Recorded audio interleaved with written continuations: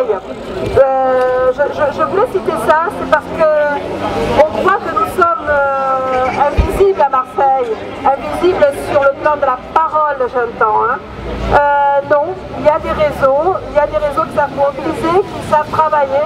Nous étions ensemble avec ce réseau pour dénoncer l'esclavage. Victor Da est là, Soli, nous nous sommes tous rassemblés, nous étions tous là pour nous battre et nous montrons aujourd'hui encore que nous sommes capables de travailler un réseau. C'est vrai que nous ne sommes pas très nombreux, nous ne sommes pas les 2000 personnes qui étant devant l'ambassade de Libye, mais toutes les communautés sont là. Je tiens à remercier les Rosas qui représentent un petit peu toute cette diaspora aussi africaine de Marseille.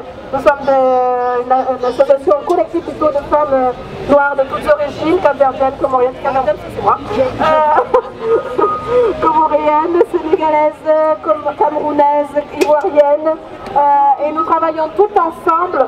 C'est vrai qu'on ne nous voit pas souvent, on ne nous connaît pas souvent, mais quand il y a des problèmes comme celui-ci, des problèmes inhérents à la situation ou à la condition africaine dans le monde, les Rosas sont là à Marseille pour appeler tout le monde, faire du battage et dire ok les gars, ok Victor, Soli, soyons tous là, Lamine et Mamadou, soyons tous là. Nous avons des voix tous les dimanches après-midi comme je le disais tout à l'heure. Nous avons 4 émissions de radio le dimanche après-midi pour toute cette voix africaine à Marseille. Nous avons ce rendez-vous, nous avons un réseau, nous sommes actifs. Nous avons des manifestations phares, je pense notamment à la manifestation culturelle, la semaine entière des griots. Je pense à ce que font aussi la communauté antillaise avec les Mamantais. Je pense au CPPME et la journée sur l'esclavage. Nous avons des rendez-vous comme cela à Marseille. Toutes ces choses-là qui font que notre communauté, elle est vraiment visible. Malgré ce que me disait la journaliste la semaine dernière, non, il y a 3 jours, aux Égalades, à Marseille. Bon, c'est difficile de parler de la communauté noire parce qu'elle n'est pas visible, il n'y a rien à dire. Non, c'est pas qu'il n'y a rien à dire. On fait. On ne fait pas vendre ce qu'on fait, mais on fait, on est présent. Et aujourd'hui, c'est très symbolique, notre présence là pour dénoncer le franc CFA.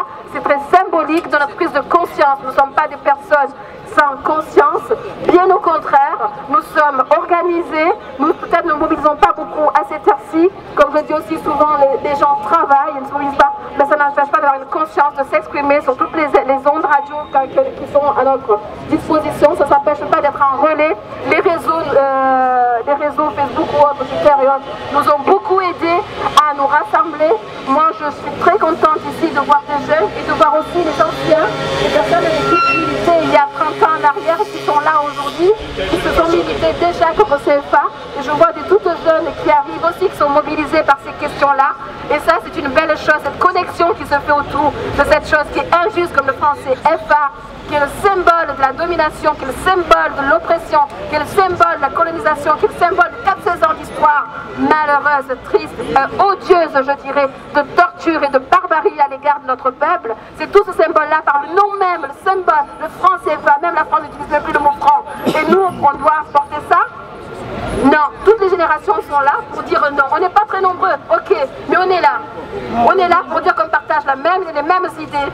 Les militants d'avant, les militants d'aujourd'hui, les futurs militants, parce que certains d'entre vous vont reprendre la cause, on sera tous toujours présents pour dire non. La colonisation, le colonialisme, la décolonisation ou le néocolonisme, appelez-le comme vous voulez, c'est non. Nous sommes des gens debout. Les Noirs sont des gens debout. Nous ne sommes pas une nation, nous sommes transnation.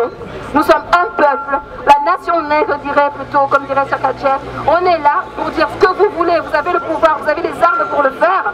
Vous nous avez laissé la Bible comme disait l'autre, vous avez pris nos terres, vous avez pris notre argent. Mais on est conscient, on n'a peut-être pas les moyens, mais on s'organise pour reprendre nos droits. Je passe la parole à notre collègue Colette.